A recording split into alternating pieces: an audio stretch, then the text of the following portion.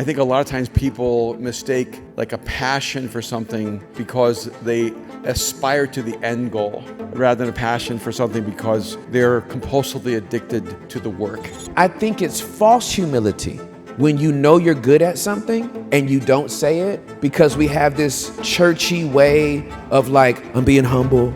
It wasn't all God, because I heard you.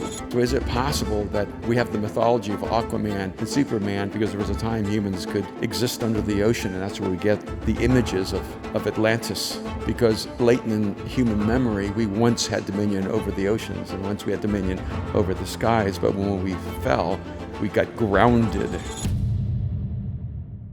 It's so good to have you. I'm happy to be here. Yeah. It's two introverts talking in front of a bunch of people. Thanks for highlighting that. Yeah. Let's just pretend they're not there. Okay. Okay. Tim, you have an incredible. You have an interesting history, and a part of it was you were a founding pastor for a long time. Yes, 7 years. And so some of your experience that you brought into the basement was from being a founding pastor, but also being on some pretty significant church staffs. Yeah. And along the way, and so you brought a lot of background. But when I started listening to you, one of the things that I saw right away was you poke in the very places everyone tries to ignore. And so how many podcasts have you done now?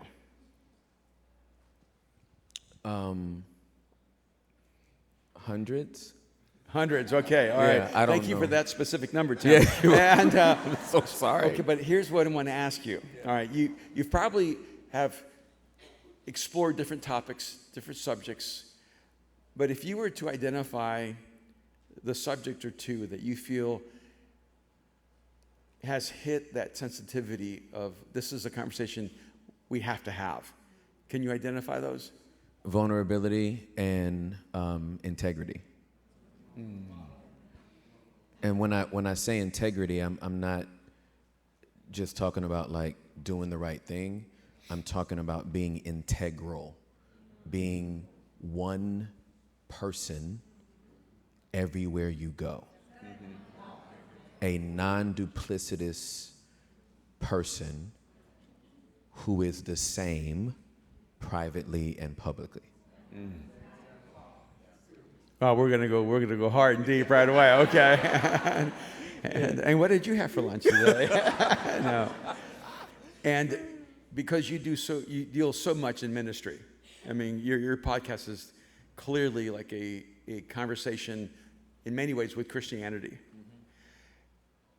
Do you find surprisingly that integrity is in deficit? Yeah, disappointingly. Like, that's the thing.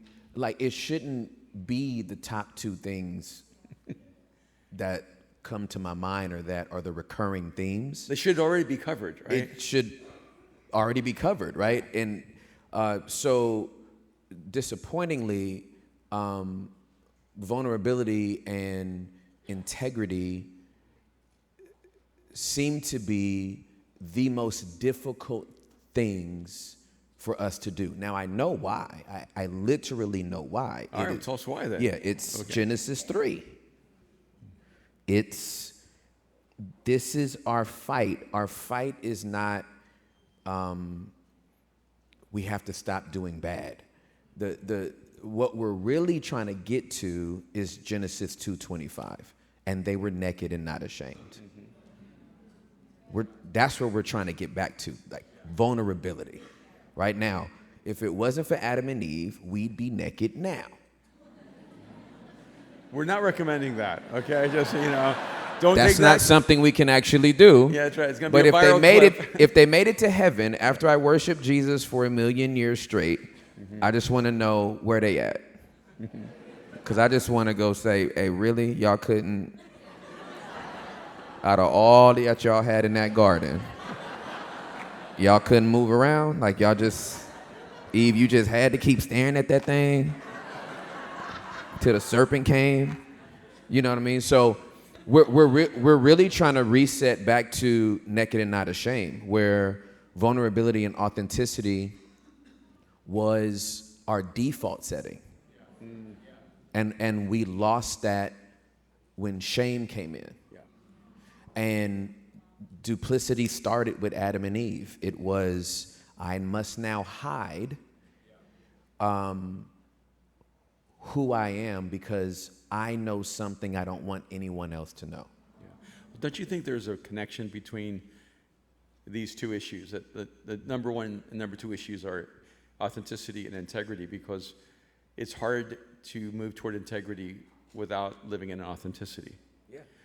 And so then the default mode, because I see this, especially in pastors, I was going to say young pastors, but now everybody's young to me. So, it's like all pastors. And all pastors are falling. Yeah, I mean, Kim and I live in a world where almost none of our peers are still standing. Right. Sadly, right.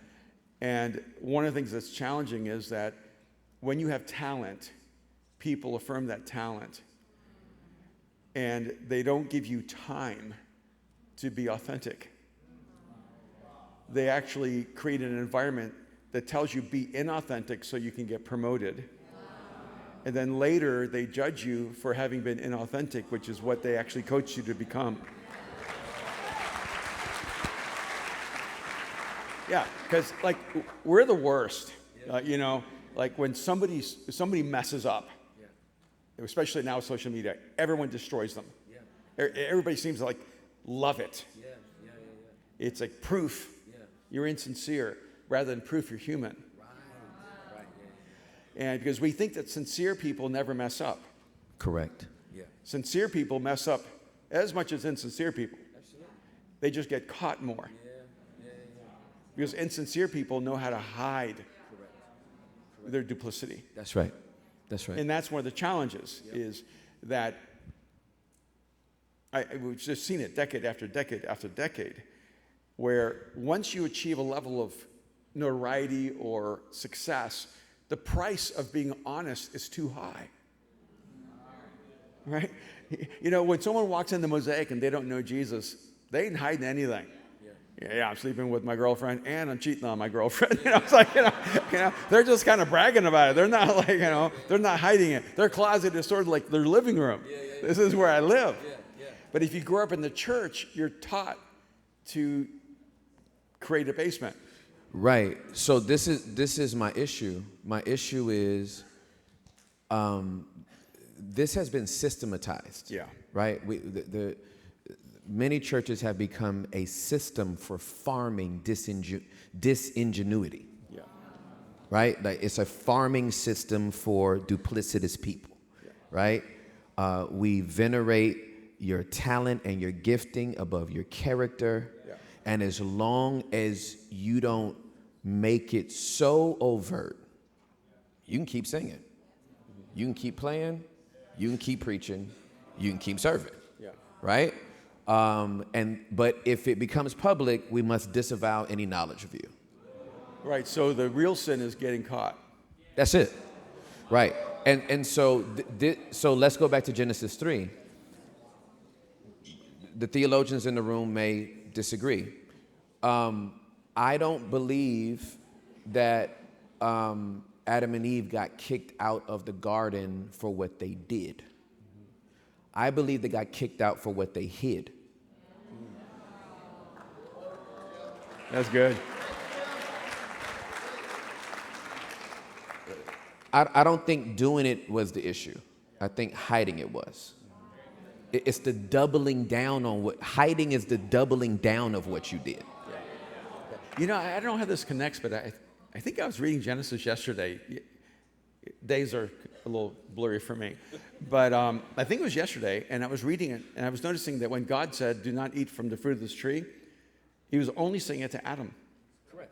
Because Eve hadn't been created yet. Correct. And she was in him. Yeah, and so I thought, this is interesting because he didn't transfer the value that God entrusted him with. And I was reading this going, wow, we always think it was Eve, but really, Adam didn't do his job. You know? Absolutely right.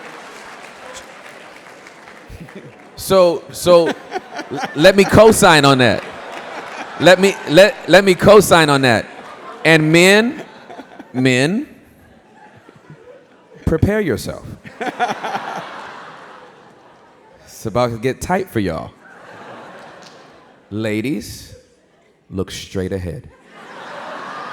Don't elbow, don't nudge, don't blink, just focus. Don't change your face, don't just, okay? Because it's about to get tight for the men right now. So ladies, don't agitate. Focus. Let's double down. This is why sin is not ascribed to Eve. Scripture says Eve was deceived. Adam sinned. Yeah. Because what should have happened when Eve was deceived and brought the fruit to Adam is he should have slapped it out of her hand and said, girl, what is you doing? You about to mess all this up. So, because Adam at that point would have known the penalty of death, he should have called out to the Father and said, I know what the penalty of my wife's disobedience is, but I don't want it to happen to her. Entonces.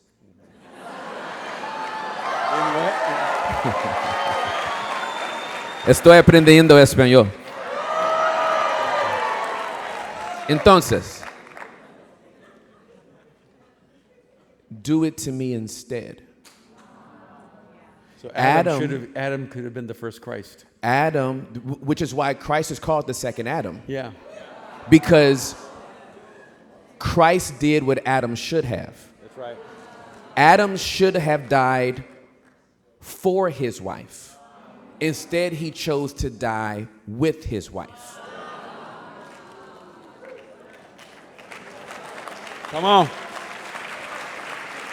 So Christ dies for his bride and instead of dying with his bride. And that's why we worship him the way that we do. And by the way, I'm convinced that they were removed from the garden not as a punishment.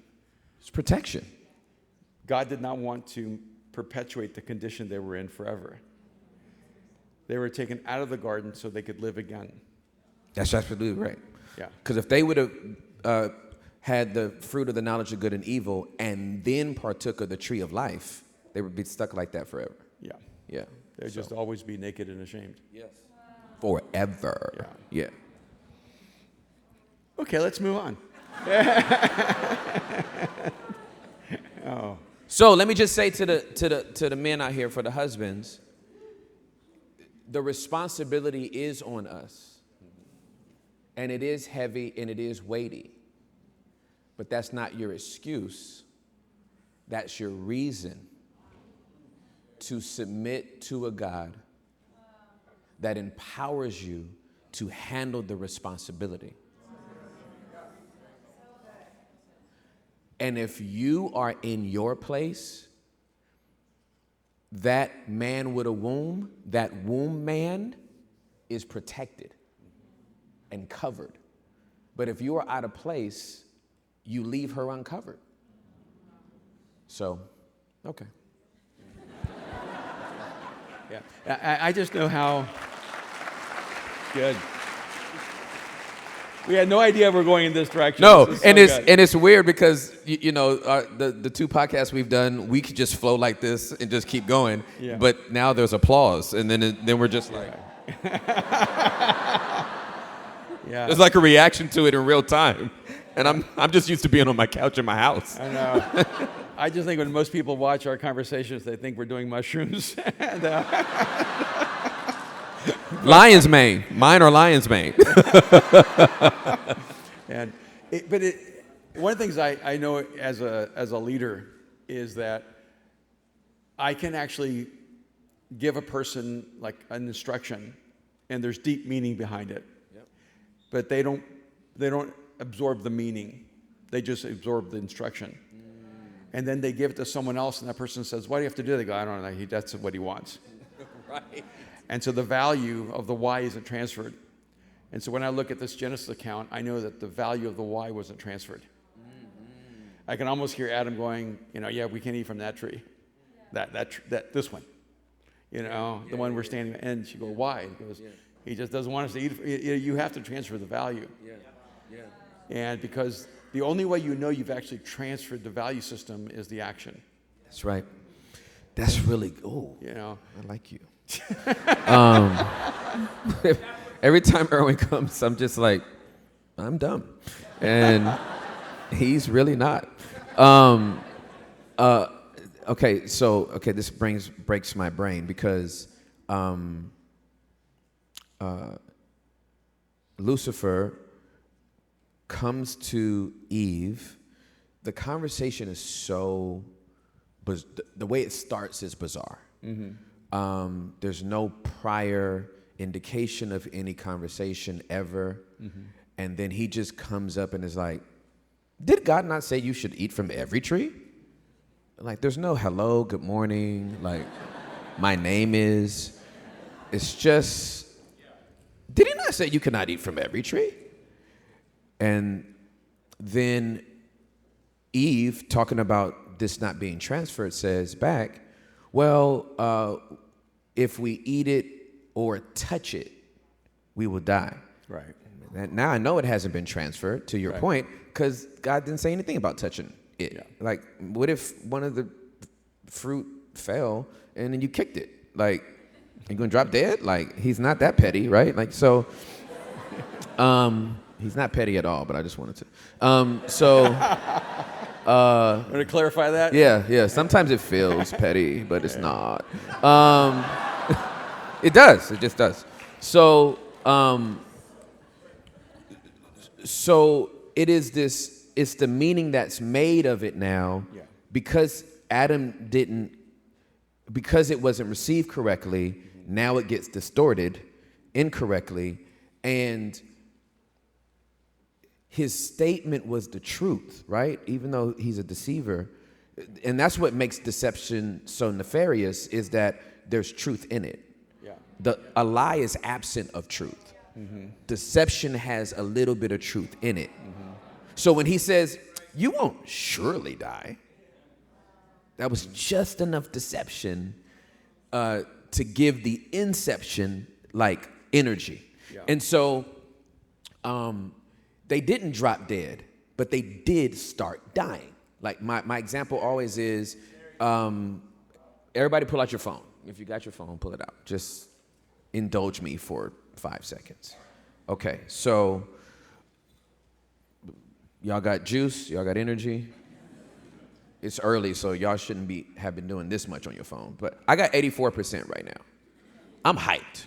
I've got 84%. Do you really? Bro, come on. That's what I'm talking about. That's what I'm talking about. You got 84%. 84%. Yeah. What? It's a prophetic number. I don't know. I feel like our frequencies are just yes, our frequencies are locked. So the 84 percenters are like 84. 84? Do I have 84? Do I have 85? 85, 85, 86, 86. So, okay. So, now I'm confident I can do a lot. I can watch some movies, I could edit, I could text, I could do emails, blah, blah, blah. That confidence doesn't make me aware of the fact that my phone is dying. I don't even consider it at 84%. When it gets to 4, I'm like, boy, I need that charger. Okay. The moment they ate the fruit, they didn't drop dead.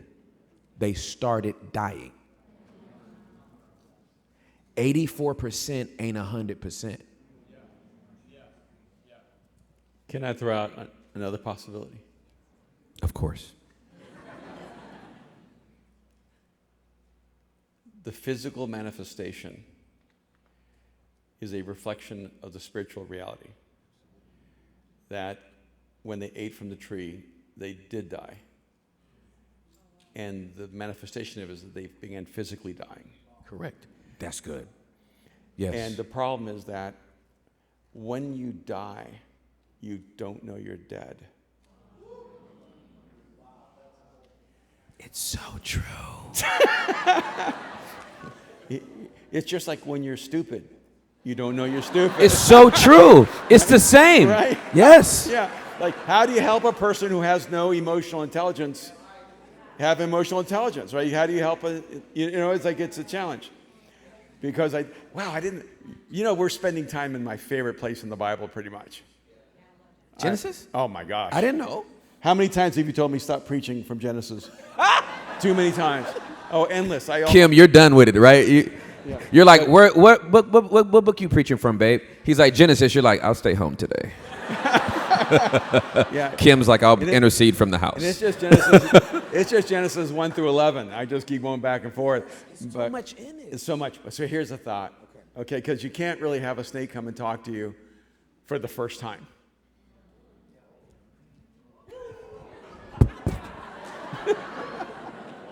Because the first time you're gonna be like, ah, it's like, right. That's the first time, and so we're stepping into the middle of a conversation.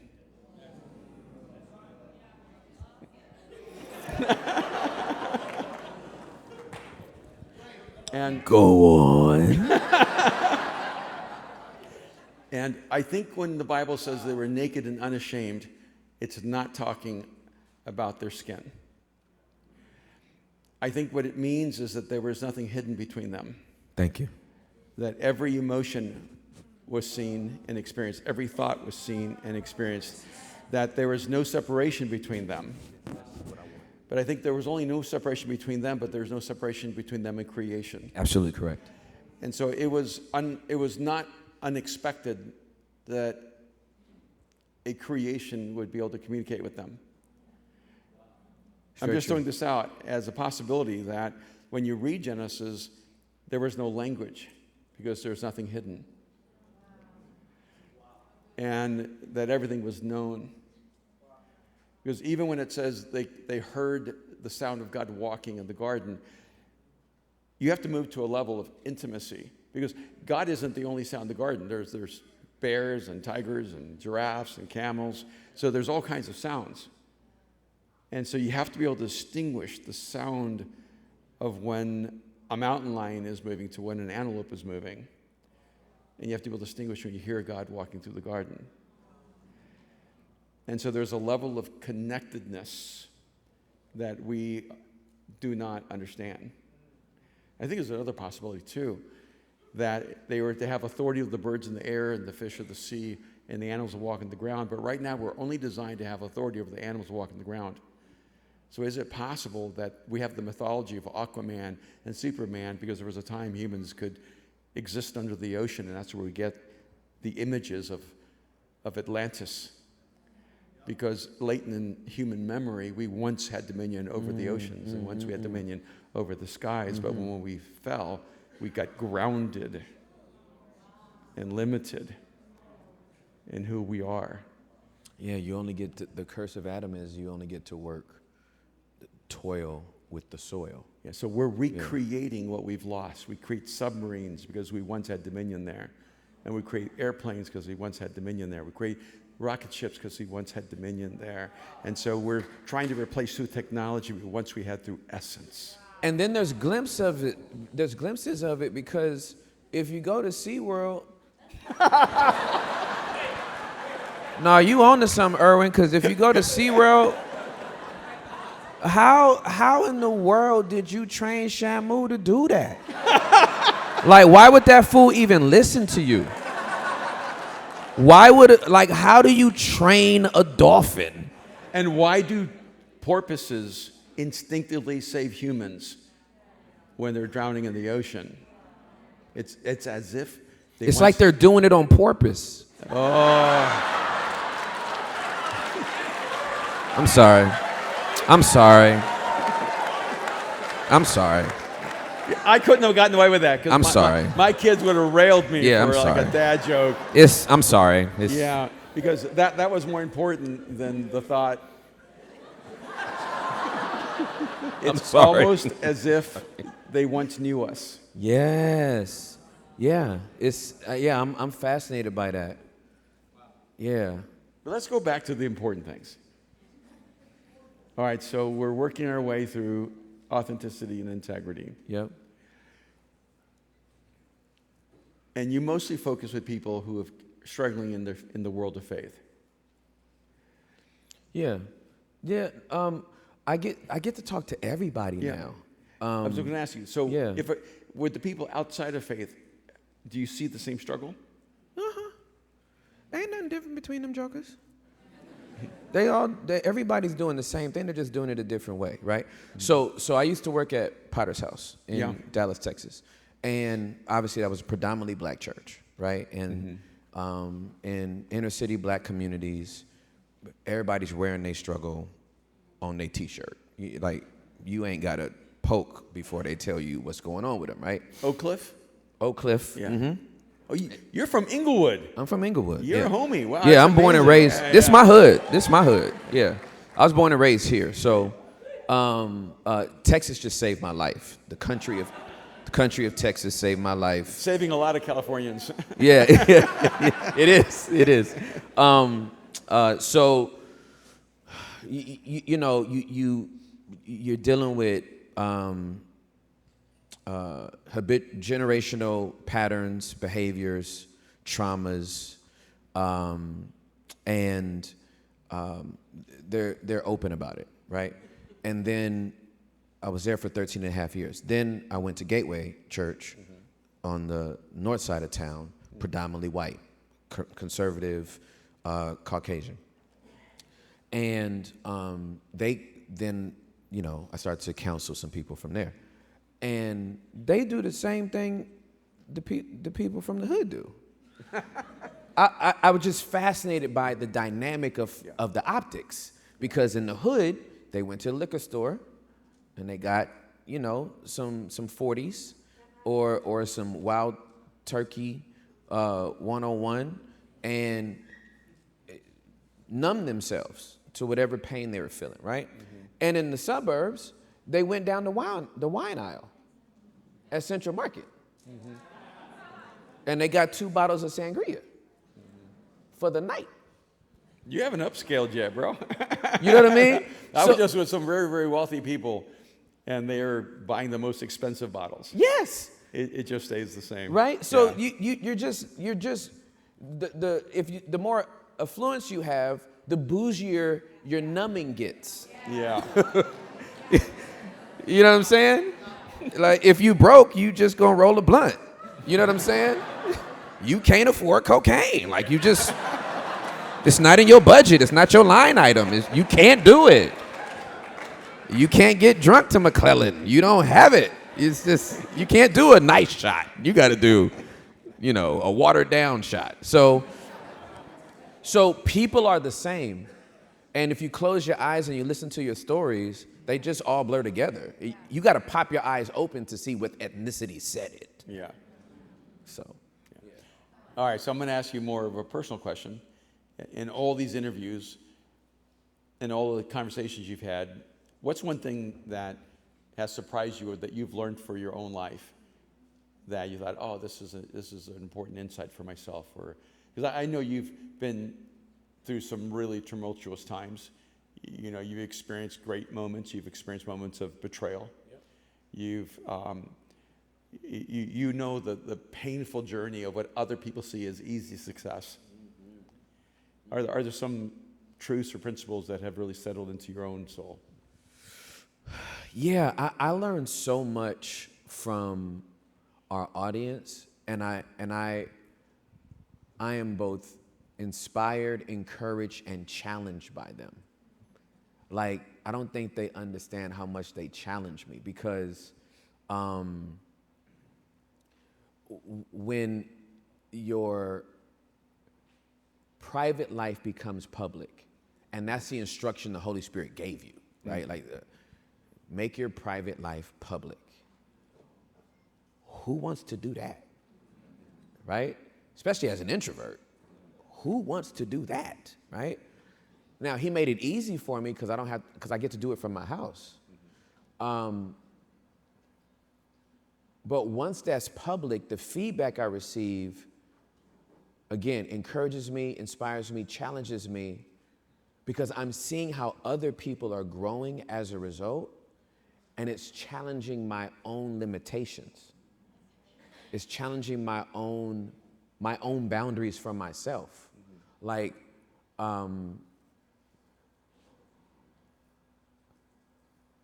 I spoke to somebody yesterday who was sexually abused from the time she was 4 until she was 16 years old. And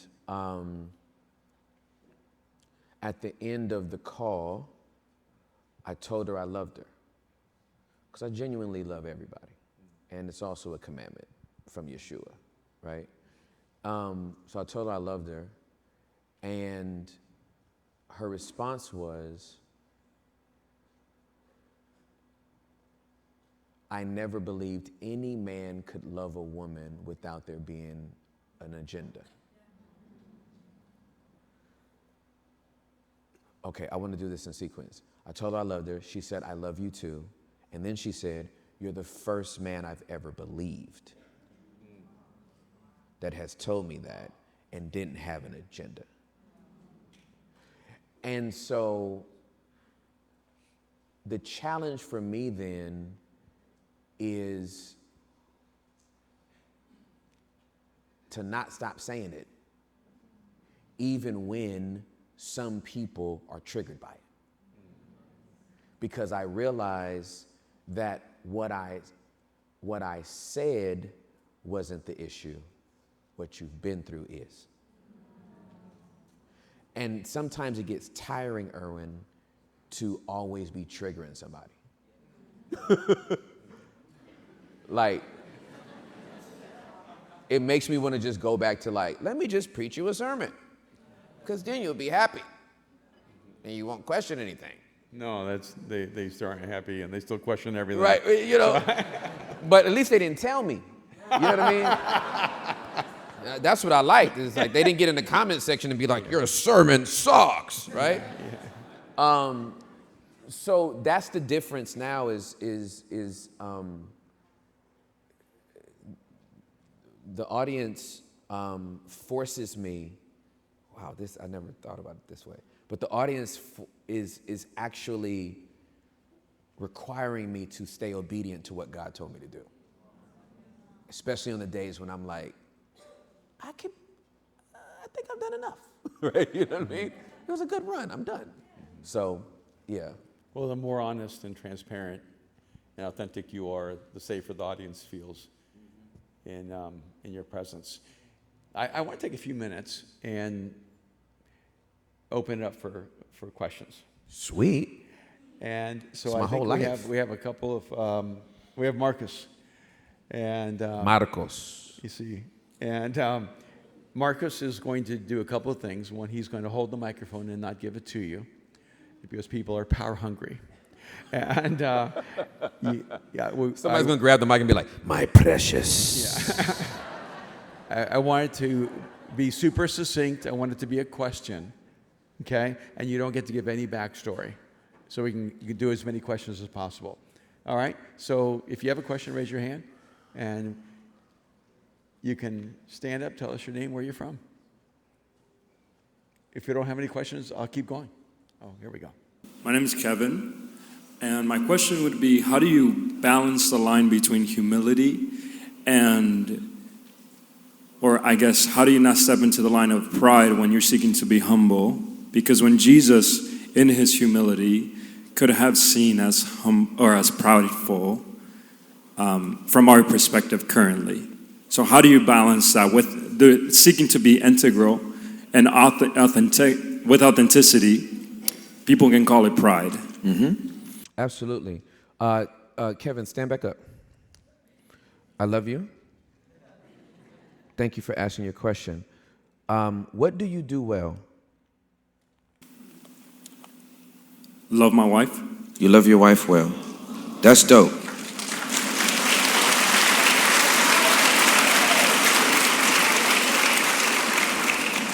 And you know that for a fact. Yes, because I love the Lord. Great. Tell me something else you do well. Asking questions. You ask questions well. Great. Tell me something else you do well. Play Fortnite. That's good. I actually like that. That's good. Okay. I appreciate you saying that. You knowing that is good for you. It would be dangerous if you didn't know what you were good at.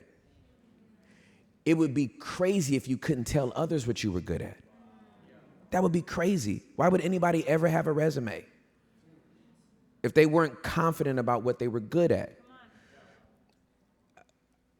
I have often been perceived as cocky, arrogant, brash. I just know what I'm good at. I'm supposed to know that. I think it gets over into pride when I want to be good at something at the expense of someone else. I want to be good at something and I don't want anyone else to be good at anything. Okay. So I want to read you a passage in, and you can sit back down. I just wanted you to, yeah, thanks. So Luke chapter number 4. Y'all give Kevin a hand. He was brave enough to go first. So I want to read you a passage, my favorite passage to talk about this. This is in Luke chapter number 4. This is either the most arrogant moment in Yeshua's ministry, or he was just trying to tell us what he's good at, right? But the way, like, there's tension in the thing. So I want to read it. All right. So this is Luke chapter number 4, starting at the 14th verse. I'm reading from the Tree of Life version of the Bible. It's very Jewish. It's very, very Jewish. Yeshua returned in the power of the Ruach to the Galilee, and news about him went on through all the surrounding region. He taught in their synagogues, and everyone was praising him. And he came to Nazareth, where he had been raised. As was his custom, he went into the synagogue on Shabbat, and he got up to read.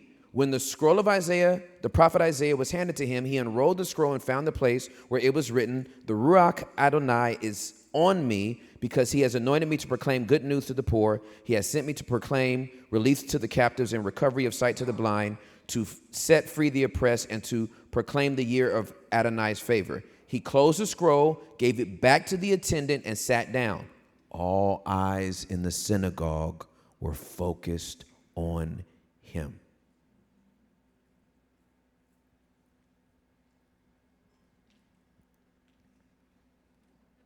The moment was literally like this. Like,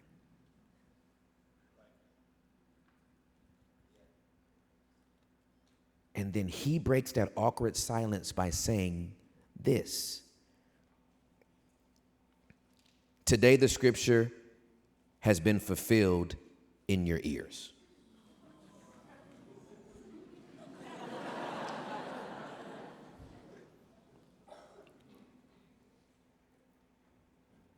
All were speaking well of him and marveling at the gracious words coming out of his mouth. And they were saying, "Isn't this the son of Joseph?" Like, that's either arrogance or it's informational. Here's what I do. Here's what my daddy sent me to do. And if you look at anything I do in the next 3.5 years of my earthly ministry, you can check off one of these boxes because I'll be doing that. I'm good at that. So I think it's false humility when you know you're good at something and you don't say it because we have this churchy way of like, I'm being humble. And then like, you can't even take a compliment anymore. It's like, man, that song, man, you led that song beautifully. I just felt the presence of God. Oh, me, no. It was all God, none of me. It wasn't all God, because I heard you. And if it was all God, I think we'd all be on the floor as dead. So please don't give yourself that much credit. It wasn't all God coming out of you, because you were a little pitchy on that one part. Like, stop playing. Like, just say thank you and move around.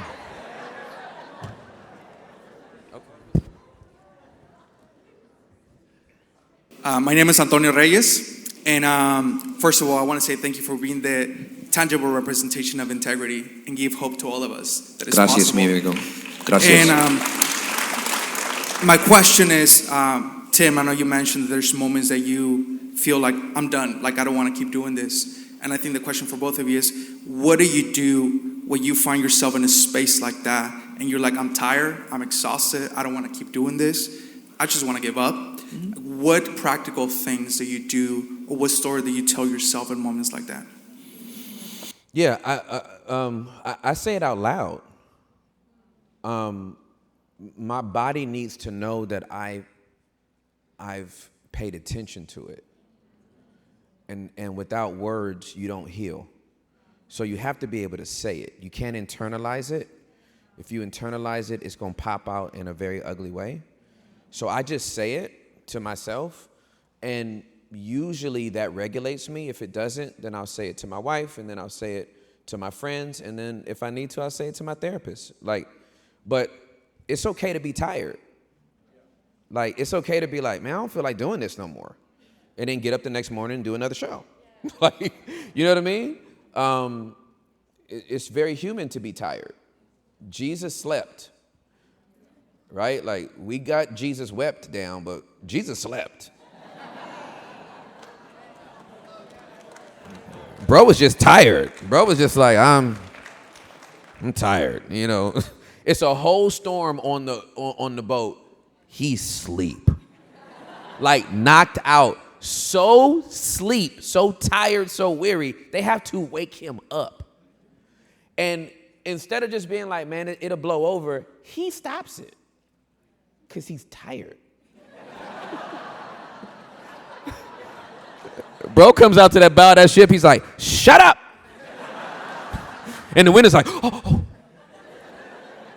So, yeah, say it. Yeah. Let's keep going. Hey guys, my name's Adam, and my question has to do with how we step deeper into transparency, vulnerability, especially in leadership roles where we've de-incentivized transparency, and where a lot of the time, to the degree to which you're vulnerable, that could actually be, depending on the culture that you're in, be a removal from the position that you have. So like, how do we do this from a personal standpoint that you found to be like a key towards that growth? And then how do we do that in an organizational standpoint? Absolutely. Yes, I'm so grateful you asked the question. So on a personal standpoint, this is cultivated first in yourself and then with your immediate circle of friends. Now, I do want to say, as much as I talk about vulnerability, I do want to acknowledge that vulnerability is risky. Everyone cannot handle your vulnerability. They just can't handle it. It just so happens that my assignment is to be vulnerable in front of everybody, and those that can't handle it just have to move around, right? I am vulnerable at the risk of other people's discomfort. That is the mantra of my life. I have to live there. But when you're cultivating this personally, you curate those people that can handle your vulnerability. In a leadership position, depending on where you sit within the organization, you're making a declaration on the way you're going to live, okay? So before I got hired at a certain ministry, this is when I was very, very young, I got hired on at this ministry to serve in a particular role. I told the leader of the organization, I was like, hey, I just want to let you know that I'm battling a porn addiction. I'm starting to see fruit and victory in it, but this is something that I've had to wrestle with and try to break. And then I gave him a whole story. I got sexually abused when I was 8 years old. I got exposed to porn when I was 12. I was highly promiscuous by the time I was late teens, early 20s. And this is something that is still a battle for me. And I led with that because I'm like, if you're going to hire me, I need you to know this now. Now, I ain't going to be looking at porn on your computer and ain't going to be doing no stupid stuff. That's not what I'm saying. I just, like, if you hiring me, I just need you to know what you're getting into. Now, if that level of vulnerability costs me this job, I know you ain't the one I'm supposed to be under.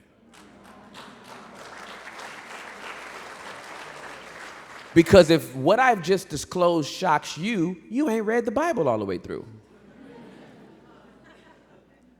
Right? So now, that's a risky proposition. Sometimes you just want the job. And so it's like, I'll keep that to myself. I won't bring that out. But I've just chosen to live a life where full disclosure allows me to know who really accepts me for me. And if you can handle it, yay, and if you can't, nay. Jesus had Peter, James, and John with him on the Mount of Transfiguration.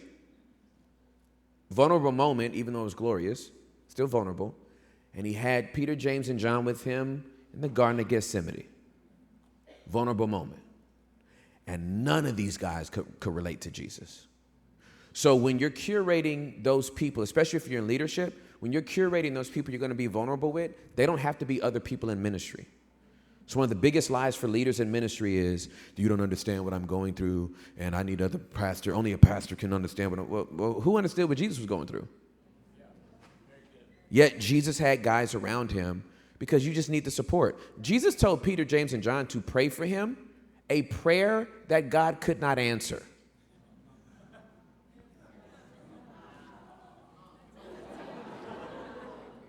That's how much he wanted community. Go pray this prayer that I know my dad can't actually answer because it would completely throw off the entire reason why I came. And 4,000 years of prophetic words. Vulnerability and community is that beautiful and it's that important. So curate it and live it and let everything else fall where it may.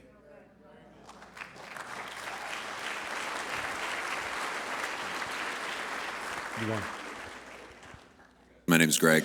Is this thing on? Hello? It's not on. Hello. Name's Greg. Just have a quick question. This weekend being all about dreams.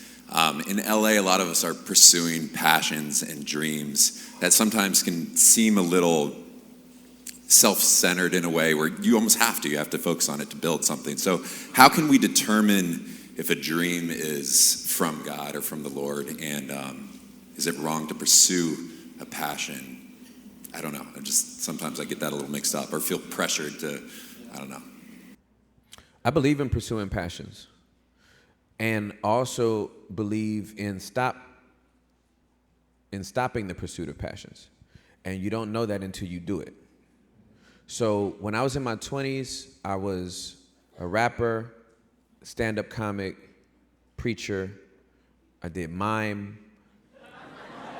I did. It used to be hot back then.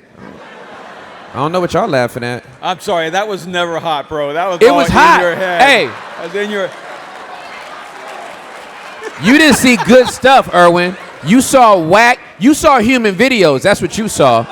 You didn't see nobody like really like, and then the choice of music is important too.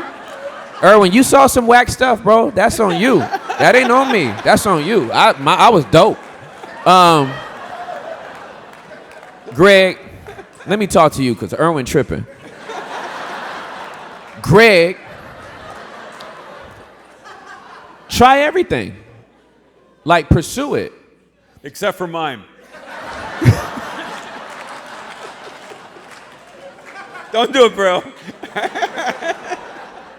So there's a lot of people that like, they have analysis by paralysis. He's such a dork. Erwin is a dork, y'all. He be doing the most. So some people have paralysis by analysis. It's like, Lord, what do you want me to do? Sometimes the Lord does say, do that. Sometimes you just have to faith around and find out.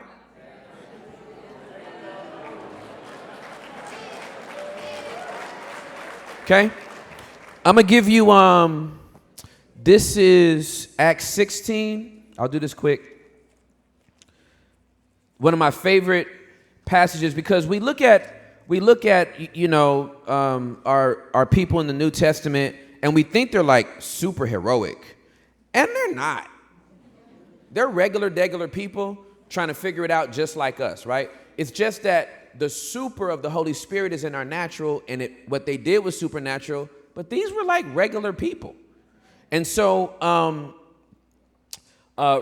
this is Acts 16, starting at the 6th verse. They went through the region of Phrygia and Galatia, having been forbidden by the Ruach HaKodesh to speak the word in Asia. Paul was just trying to get anywhere to preach the gospel, but he didn't know where to go. He just going somewhere, right? And as he's going, the Holy Spirit's like, right?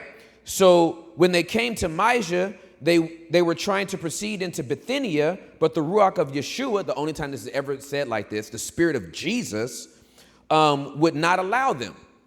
So they went that way, nope, went that way, nope. So they passed by Mysia and went down to Troas. Now a vision appeared to Paul in the night. A man from Macedonia was standing and pleading with him, saying, come over to Macedonia and help us. As soon as he had the vision, immediately we tried to go to Macedonia, concluding, not like this assured kind of, concluding that God had called us to proclaim the good news to them. And then they went there and it worked. Like, that's no different than if you're an actor in here and you go for an audition. You go to multiple auditions because you don't know which one's going to pop. Right? I'm reading for the role of this and I'm reading for the role of that. So my thing is, try it. But if it doesn't work, stop trying. Like, I thought I was going to be, so Lecrae is my cousin. I thought I was going to be Lecrae. I got mixtapes and albums and all this stuff I did in my early 20s. And every time I tried it, So then I tried to do the comedy, And then every time I kept preaching, doors kept opening, I concluded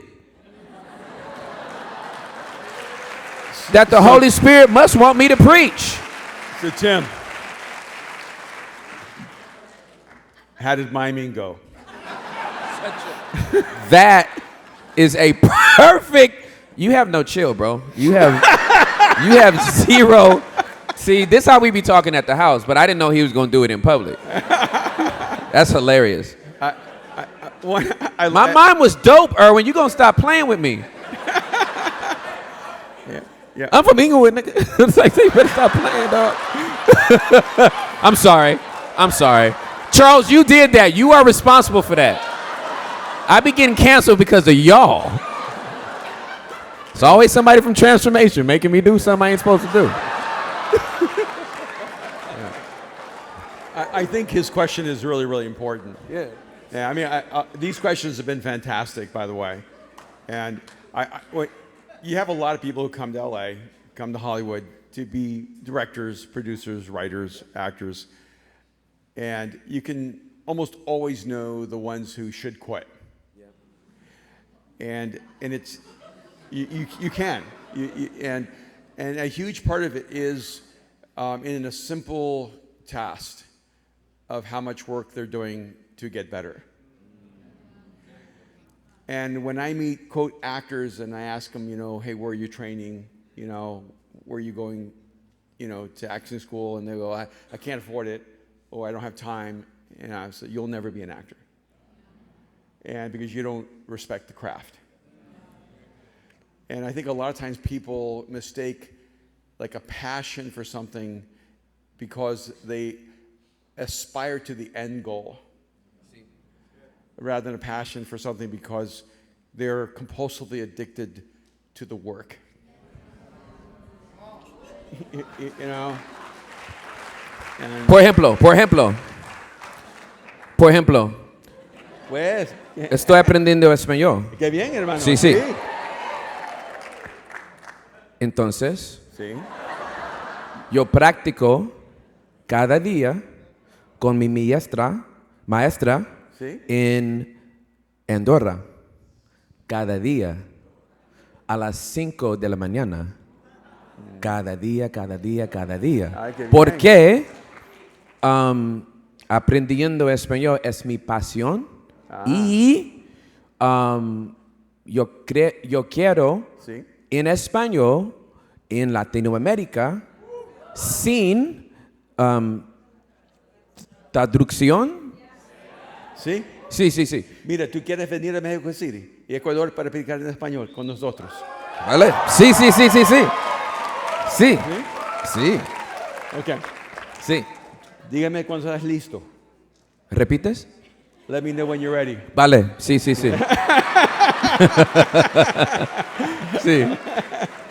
We will. Estoy tratando. Estoy tratando. Increíble, ¿verdad? Qué bien, sí. Sí. But you got to have that. You gotta have that. I meet with my Spanish teacher Monday through Friday, 6 o'clock in the morning. So I would say, you know, it's time to leave a particular passion when you're no longer passionate about doing the work. You know. And that's how I felt about miming. It wasn't because I wasn't great at it, Erwin. I just figured, I looked at my watch and said, it's about mime. Wow. I'll be here all day. Yeah, but we won't. No. I'm just messing, bro. I love you, man. No, I love you I too. love This you. is so much fun. Isn't this fun? But our time is up. Now it's time to say goodbye to all our company. Now, when we say MOS. AIC. you could at least rap it, bro.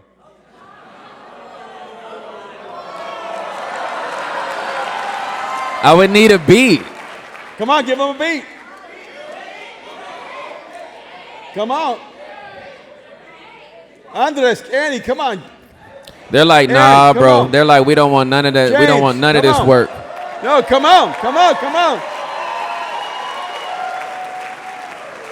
You ready? We're gonna give you a beat. Okay, and you just want me to say goodbye and rap? Or you can mime it, whichever one you feel like led to. You play too much. That's hilarious. Come on, Timberhouse!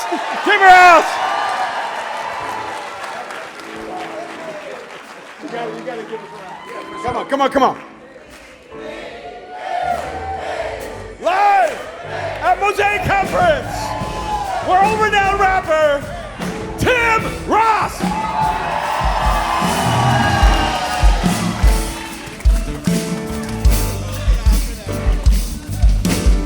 Hi, everybody. My name is Tim. I'm 5'9", and I look kinda slim. Sometimes the situation's grim. You see my beard, I like to keep it trimmed. I like how the band plays this. I'm out here at Mosaic, just chilling with Erwin, miming, rhyming, chiming, freestyling, wildin', buck wildin'. I love everybody. When I'm sick, I drink hot toddies. Sometimes they have brandy, not the singer, real brandy. It tastes like some candy. I wake up the next morning feeling dandy. I really love God and my Bible. I really keep it all like a rifle. just in case I have to shoot the devil. I like the bass and the treble. I like the whole team. We're here for the dreams. On the count of 3, 1, 2, 3.